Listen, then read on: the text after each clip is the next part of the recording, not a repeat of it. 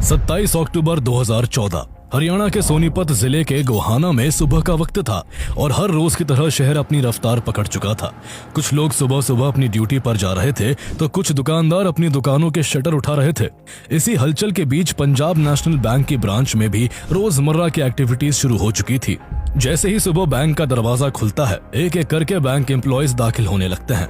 Saturday के half day और Sunday की छुट्टी के बाद बैंक पूरे 1.5 दिन के बाद खुला था, इसलिए काम का प्रेशर भी ज्यादा रहने वाला था। बैंक एम्प्लॉयज अपनी अपनी चेयर्स पर बैठकर कंप्यूटर ऑन कर रहे थे। टेबल्स पर फाइल्स का ढेर सज चुका था, लेकिन किसी को इस बात का रत्ती भर भी अंदाजा नहीं था कि आज का दिन उनके लिए बिल्कुल भी आम दिनों की तरह नहीं होने वाला है, बल्कि अगले कुछ मिनटों में उनके पैरों तले जमीन खिसकने वाली थी। बैंक पहुंचने के कुछ देर बाद ब्रांच मैनेजर देवेंद्र मलिक कुछ जरूरी फाइल्स चेक करने के लिए बैंक के सिक्योर लॉकर रूम की तरफ बढ़ते हैं। इस लॉकर रूम में आसपास के इलाके के सैकड़ों परिवारों की जिंदगी भर की कमाई, पुरखों के जेवर और इम्पोर्टेंट डॉक्यूमेंट्स सुरक्षित रखे गए थे। लेकिन जैसे ही मैनेजर देवेंद्र मलिक उस हैवी डोर को खोलकर अंदर कदम रखते हैं, सामने का नजारा देखकर उनके होश उड़ जाते हैं। पूरा का पूरा लॉकर रूम तहस नहस पड़ा था। फर्श पर चारों तरफ कागज बिखरे हुए थे। मजबूत लॉकर्स के टूटे हुए दरवाजे खुले लटक रहे थे और उनमें रखा सोना, चांदी और कीमती सामान गायब था। ये मंजर देखकर वो बुरी तरह घबरा जाते हैं और उनकी धड़कनें बेकाबू हो जाती है। वो तुरंत जोर से बैंक के बाकी कर्मचारियों को आवाज देते हैं और कुछ ही सेकंड्स में पूरा स्टाफ वहां जमा हो जाता है। अंदर के सीन से ये साफ था कि बैंक के अंदर चोरी हुई है, लेकिन सबके दिमाग में ये सवाल कौंध रहा था कि आखिर चोर अंदर आए कैसे। बैंक का मेन गेट बिल्कुल सही सलामत था, ना कोई दीवार टूटी थी, ना छत में कोई सुराख था और ना ही किसी खिड़की को नुकसान पहुंचा था। तभी अफरा तफरी के बीच बैंक के मैनेजर की नजर कमरे के कोने में फर्श पर पड़ती है, जहां एक बड़ा सा होल था। वो होल कहीं नीचे अंधेरे में जा रहा था और वहां पूरी की पूरी एक लंबी सी टनल बनी हुई थी। कुछ सेकंड्स के लिए पूरा स्टाफ सन्नाटे में डूब जाता है, क्योंकि अब सब समझ चुके थे कि चोरों ने जमीन के नीचे से बैंक में सेंध लगाई थी। बैंक में करीब 360 लॉकर्स थे और उनमें से 86 लॉकर्स तोड़े जा चुके थे। इनमें कई परिवारों की पूरी जिंदगी की जमा पूंजी रखी थी। किसी ने अपनी बेटी की शादी के गहने रखे थे तो किसी ने अपनी सालों की सेविंग्स को इन्हीं लॉकर्स में सुरक्षित मानकर रखा था। कांपते हाथों से तुरंत पुलिस को इन्फॉर्मेशन दी जाती है कि बैंक में टनल खोदकर करोड़ों की चोरी हो गई है। इतना सुनते ही पुलिस डिपार्टमेंट में भी हड़कंप मच जाता है। कुछ ही मिनटों में सायरन बजाती पुलिस की गाड़ियां बैंक के सामने आकर रुकती है। इसी के साथ पूरे इलाके में भी ये खबर आग की तरह फैल चुकी थी और लोगों का हुजूम बैंक की तरफ दौड़ने लगा था। जिन लोगों के लॉकर्स वहां थे वो रोते चिल्लाते हुए अंदर घुसने की कोशिश कर रहे थे। पुलिस तुरंत मोर्चा संभालते हुए बैंक के अंदर मौजूद भीड़ को बाहर निकालती है ताकि एविडेंस के साथ कोई छेड़छाड़ ना हो। जब पुलिस ऑफिसर्स उस लॉकर रूम में पहुंचकर उस टनल के मुंह को देखते हैं तो वो भी हैरान रह जाते हैं। पहली नजर में ही साफ समझ आ रहा था कि ये काम किसी आम चोर का नहीं हो सकता, बल्कि इसके पीछे जरूर किसी प्रोफेशनल गैंग का हाथ होगा। अब पुलिस के सामने सबसे बड़ी चुनौती ये पता लगाने की थी कि ये टनल कितनी लंबी है, इसका दूसरा सिरा कहां खुलता है और आखिर वो रॉबर्स कौन थे जिन्होंने कानून की नाक के नीचे इतनी बड़ी वारदात को अंजाम दिया। पुलिस बिना वक्त गवाए इस मिस्ट्री की तह तक जाने का फैसला करती है और एक पुलिस वाले को टॉर्च के साथ उस अंधेरी सुरंग में उतारा जाता है। ये सुरंग करीब 2.5 फीट चौड़ी और करीब 4 फीट ऊंची थी और इसे इतनी सफाई से खोदा गया था कि जमीन के नीचे मौजूद कोई भी टेलीफोन केबल, बिजली की लाइन या पानी की पाइपलाइन डैमेज नहीं हुई थी। काफी देर तक घुटनों के बल रेंगते हुए आगे बढ़ने के बाद जब वो पुलिस वाला दूसरी तरफ निकलता है तो सामने का नजारा देखकर वो सन्न रह जाता है। टनल का दूसरा सिरा एक पुराने लावारिस घर के एक बंद कमरे में जाकर खुल रहा था और उस पूरी टनल की कुल लंबाई करीब 125 फीट थी। ये किसी फिल्मी हाई स्टोरी से कम नहीं था, जहां चोरों ने जमीन के नीचे महीनों तक काम करके बैंक तक पहुंचने का ऐसा सीक्रेट रास्ता बनाया जिसके आसपास किसी को भनक तक नहीं लगी। जिस प्रिसीजन, पेशेंस और डेयरिंग के साथ इस रॉबरी को अंजाम दिया गया था, उसने पुलिस तक को हैरान कर दिया। ये कोई 2-4 करोड़ की मामूली चोरी नहीं थी, बल्कि इस 125 फीट लंबी सुरंग के जरिए करीब 100 करोड़ रुपए की ज्वेलरी और कीमती सामान को बैंक से साफ कर दिया गया था। वो सुबह गोहाना के लिए एक ऐसे सेंसेशनल केस की शुरुआत थी जो आने वाले कई दिनों तक पूरे देश की हेडलाइंस में छाया रहने वाला था और जिसने इस वारदात को इंडिया की सबसे खतरनाक और डेयरिंग बैंक रॉबरीज में शामिल कर दिया। वो पुराना पुराना लावारिस सा घर जहां टनल का दूसरा सिरा खुला था, वो उस बैंक से कुछ दूरी पर सड़क की दूसरी साइड था। उस घर के बाहर ताला लटका हुआ था और उसकी सभी खिड़कियों को प्लाई बोर्ड से इस तरह बंद किया गया था कि बाहर से रोशनी का एक कतरा भी भीतर ना आ सके और कोई अंदर झांक कर ना देख सके। बाहर से देखने पर वो घर बिल्कुल वीरान लगता था, जैसे सालों से वहां कोई आया ही ना हो। लेकिन घर के अंदर का नजारा बैंक के लॉकर रूम से भी ज्यादा चौंकाने वाला था।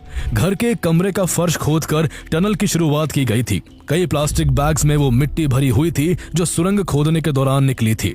पुलिस को वहां से एक रेजर भी मिला जिससे अंदाजा लगाया जा सकता था कि रॉबर्स यहाँ कई हफ्तों तक ठहरे थे और उन्होंने बड़े इत्मीनान से इस काम को अंजाम दिया था। चूंकि जमीन के नीचे से गुजरने वाली टेलीफोन लाइंस और वाटर पाइपलाइंस बिल्कुल सिक्योर थी, इसलिए यह भी साफ था कि रॉबर्स को जमीन के नीचे के पूरे स्ट्रक्चर और बैंक के लेआउट की बेहद सटीक जानकारी थी। जब पुलिस आसपास के पड़ोसियों और दुकानदारों से पूछताछ करती है तो पता चलता है कि ये घर महिपाल नाम के एक व्यक्ति का है और काफी समय से खाली पड़ा है। पड़ोसी भी हैरान थे कि आखिर उनकी नाक के नीचे एक पूरी 125 फीट लंबी टनल कैसे खोद ली गई, क्योंकि उन्हें कभी खुदाई की ऐसी कोई आवाज तक नहीं सुनाई दी थी। उधर मीडिया में भी अब तक ये खबर आग की तरह फैल चुकी थी और हर न्यूज चैनल पर सिर्फ इसी रॉबरी की चर्चा हो रही थी। हर कोई ये जानने को बेताब था कि आखिर इतनी बड़ी वारदात को किसने अंजाम दिया होगा। ऐसे में पुलिस के ऊपर भारी प्रेशर था। मामले की गंभीरता को देखते हुए इन्वेस्टिगेशन के लिए एक SIT फॉर्म की जाती है, जिसे गुड़गांव पुलिस के joint commissioner Vivek Sharma lead कर रहे थे। लेकिन एक तरफ जहां पुलिस सुरंग और सबूतों के बीच क्लूज तलाश रही थी, तो वही बैंक के बाहर सड़क पर एक अलग ही मंजर था। वहां उन लोगों की भीड़ जमा थी जिनकी पूरी दुनिया उन लॉकरों के भीतर बंद थी और जो लुट चुके थे। किसी की आंखों के आंसू सूख चुके थे तो कोई पथराई आंखों से बैंक की इमारत को निहार रहा था, जैसे अभी कोई चमत्कार होगा और उसका सामान वापस मिल जाएगा। गुस्से और बेबसी में लोग बस एक ही बात दोहरा रहे थे, हमें हमारा सामान वापस चाहिए। लोग गुस्से में बैंक के बाहर धरने पर बैठ गए थे और मेन रोड पूरी तरह जाम हो चुका था। उनके इस तरह परेशान होने की सबसे बड़ी वजह वो कानून था जिसके तहत बैंक लॉकर्स में रखे सामान की बैंक की कोई गारंटी नहीं होती। दरअसल जब कोई व्यक्ति अपना सोना, चांदी या कीमती सामान बैंक के लॉकर में रखता है तो बैंक के पास उसका कोई ऑफिशियल रिकॉर्ड नहीं होता कि अंदर क्या रखा गया है। ना उन चीजों की इंश्योरेंस होती है और ना ही कस्टमर के पास उसकी प्रॉपर रिसीट्स होती है। ऐसे में चोरी होने के बाद ये सिचुएशन और भी कॉम्प्लिकेटेड हो जाती है, क्योंकि अब उन लोगों के लिए ये साबित करना बेहद मुश्किल था कि उनके लॉकर में क्या था और वो चीज कितनी कीमत की थी। यही वजह थी कि बैंक ने भी जिम्मेदारी से पल्ला झाड़ लिया, क्योंकि टेक्निकली बैंक को ये पता ही नहीं था कि किस लॉकर में क्या रखा था। यही वजह थी कि अब लोगों का गुस्सा केवल चोरों तक सीमित नहीं था, बल्कि वो लोग खुलकर बैंक ऑफिशियल्स पर ही सवाल उठाने लगे थे। उनका साफ आरोप था कि बिना किसी इनसाइडर हेल्प के इतनी सटीक रॉबरी हो ही नहीं सकती। उनके मन में एक बहुत बड़ा संदेह घर कर गया था कि आखिर 125 फीट लंबी सुरंग का मुंह ठीक उसी जगह कैसे खुला जहां लॉकर रूम था।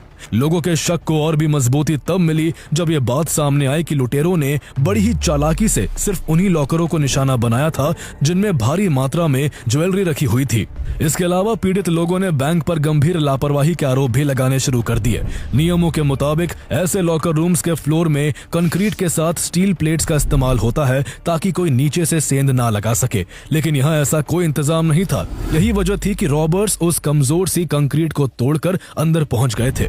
इसके अलावा बैंक के लॉकर रूम में कोई CCTV कैमरा तक नहीं लगा था और इस्तेमाल हो रही लॉकर्स की अलमारियां दशकों पुरानी थी। गोहाना में अब सिचुएशन इतनी टेंस हो चुकी थी कि पुलिस को 2 अलग अलग FIR दर्ज करनी पड़ती है। पहली FIR उन अननोन रॉबर्स के खिलाफ थी जिन्होंने डकैती को अंजाम दिया था, जबकि दूसरी FIR सीधे बैंक अधिकारियों के खिलाफ उनकी लापरवाही के लिए दर्ज की गई थी।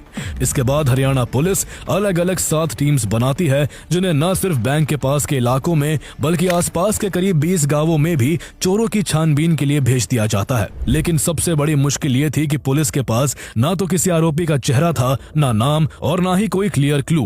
पुलिस पर दबाव इतना ज्यादा बढ़ चुका था कि हरियाणा के DGP SN वशिष्ठ को पब्लिकली ऐलान करना पड़ता है कि जो भी लुटेरों के बारे में कोई जानकारी देगा उसको 10 लाख रुपए का इनाम दिया जाएगा और उसकी पहचान भी सीक्रेट रखी जाएगी। पुलिस को उम्मीद थी कि इतनी बड़ी रॉबरी को अंजाम देने वाले क्रिमिनल्स कहीं ना कहीं कोई गलती जरूर करेंगे, लेकिन वारदात के 2-3 दिन बीत जाने के बाद भी हरियाणा पुलिस के पास सबूत के नाम पर सिर्फ एक रेजर ब्लेड और उस खाली मकान में मिट्टी के ढेर के अलावा कुछ भी नहीं था। ऐसे में मामले की सीरियसनेस को देखते हुए जल्द ही पीएमओ तक को इसमें दखल देना पड़ता है। जॉइंट इंटेलिजेंस कमेटी के हेड RN रवि, जो बाद में वेस्ट बंगाल, मेघालय और तमिलनाडु समेत कई स्टेट्स के गवर्नर भी बने, उन्हें स्पेशली इस केस के लिए गोहाना भेजा जाता है। पीएमओ के इंटरवेंशन के बाद पूरे देश की नजरें अब इस केस पर टिक चुकी थी। इंटेलिजेंस एजेंसीज और हरियाणा पुलिस मिलकर केस की हर छोटी बड़ी डिटेल को खंगालने में जुट जाती है। इसी दौरान पुलिस उस पुराने लावारिस मकान के मालिक महिपाल को पूछताछ के लिए बुलाती है। महिपाल हरियाणा पुलिस के SP अरुण सिंह नेहरा को पूछताछ में बताता है कि उस पुराने घर में उसने लंबे समय से कदम तक नहीं रखा है और उसे इस बारे में कुछ नहीं पता कि वहां अंदर क्या चल रहा था। लेकिन पुलिस को महिपाल की बातों में कुछ गड़बड़ लग रही थी, क्योंकि अभी चोरी से ठीक 4 दिन पहले यानी 23 अक्टूबर को दीपावली का त्योहार बीता था और जिस घर में महिपाल रहता था वो उस लावारिस मकान से महज कुछ ही मीटर की दूरी पर था। हिंदू परंपरा के अनुसार दिवाली पर लोग अपने हर छोटे बड़े घर के कोनों को रोशन करते हैं। ऐसे में SP नेहरा को ये बात बिल्कुल भी हजम नहीं हो रही थी कि कोई पड़ोस में रहकर भी अपने दूसरे मकान की सुध तक ना ले। लेकिन पुलिस के पास उसके खिलाफ कोई ठोस सबूत नहीं था, इसलिए वो सीधे एक्शन नहीं ले सकते थे। ऐसे में पुलिस महिपाल को प्राइम सस्पेक्ट मानकर उस पर कड़ी निगरानी रखनी शुरू कर देती है। वो किससे मिल रहा है, कब कहां जा रहा है और फोन पर किससे और कितनी देर तक बात कर रहा है, पुलिस उसकी हर एक्टिविटी मॉनिटर करने लगती है। इसी सर्विलेंस के दौरान पुलिस नोटिस करती है कि महिपाल लगातार राजेश नाम के एक शख्स से लंबी बातचीत करता रहता है।